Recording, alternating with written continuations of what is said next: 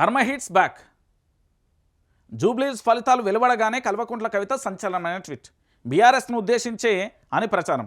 Hot టాపిక్గా MLC post అంటూ కూడా ఇది తెలంగాణ రాష్ట్ర వ్యాప్తంగా ఉన్న చాలామంది నేతలు, అటు కాంగ్రెస్ పార్టీలే కానీ, బీజేపీలే కానీ, సోషల్ మీడియా యాక్టివిస్టులే కానీ దీన్ని పదే పదే ట్రోల్ చేస్తున్నారు. సరే చేస్తున్నారు, ఓకే, మీకు ఒక అంశం దొరికింది, దాన్ని ఎట్లా ప్రచారం చేయాలో అట్లా చేస్తున్నారు.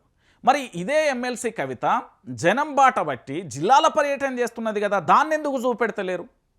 జిల్లాల పర్యటనలో ప్రజల గోసింటున్నది కదా, దాన్ని ఎందుకు చూపెడతలేరు? రేవంత్ రెడ్డి యొక్క ప్రభుత్వం యొక్క వైఫల్యాలను పూర్తి స్థాయిలో ఎత్తి చూపుతుంది కదా, దాన్ని ఎందుకు హైలైట్ చేయట్లేదు?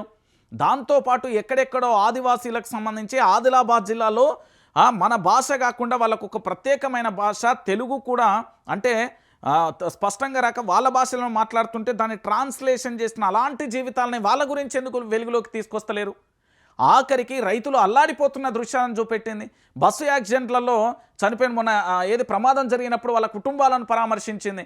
దాంతోపాటు రైతులకు సంబంధించిన మద్దతు ధర విషయంలో, అకాల వర్షాల వల్ల జరిగిన విషయంలో, దాంతోపాటు ప్రభుత్వం వాళ్ళను బెదిరింపుల విషయంలో, ప్రభుత్వ దాడుల విషయంలో, ప్రభుత్వం చేస్తున్న కుట్రల విషయంలో, మంత్రుల వ్యవహార శైలి మీద ఇన్ని రకాలుగా ఎమ్మెల్సీ కవిత మాట్లాడింది కదా, మరి దాన్ని ఎందుకు హైలైట్ చేయట్లేదు?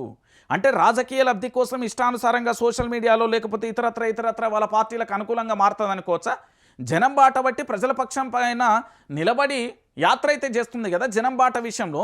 మరి ఎమ్మెల్సీ కవిత అంత చేస్తూ ఉంటే ఆ విషయాన్ని పక్కన పెట్టి ఇదే ఎందుకు హైలైట్ చేస్తున్నారు? ఒకసారి తెలంగాణ ప్రాంత ప్రజలకు ఏమన్నా సమాధానం చెప్తారా?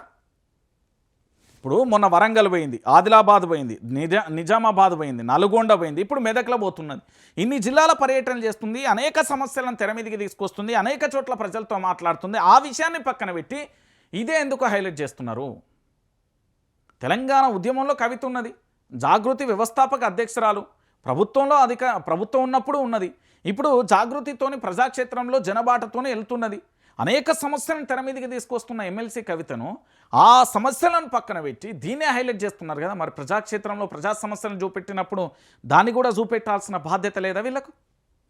ఏంటి అంటే తెలంగాణలో పూర్తి స్థాయిలో ఏదో ఒక ఏదన్నా ట్వీట్ చేసినా లేదా ఏదన్నా సంచలనమైన ట్విట్టే కావచ్చు, ఇంకేదైనా కావచ్చు, కానీ ప్రజల పక్షాన ప్రజల కోసం నిలబడి కలబడి ఒక ఆడబిడ్డ పాదయాత్ర చేస్తుంది, దాన్ని కూడా హైలైట్ చేయరు. మరి ఆ విషయాలన్నీ పక్కన పెడుతున్నారు కదా, వాటన్నింటినీ ఎందుకు హైలైట్ చేయట్లేదు అనేది కూడా ఒకసారి చెప్పాల్సిన అవసరం ఉంది. తెలంగాణ రాష్ట్ర వ్యాప్తంగా కూడా ఇదే అంశం తెర మీదకి వస్తున్న పరిస్థితి కనబడుతుంది. ఇక దాంతోపాటుగా ఇంకొక అంశాన్ని కూడా చూడాలి.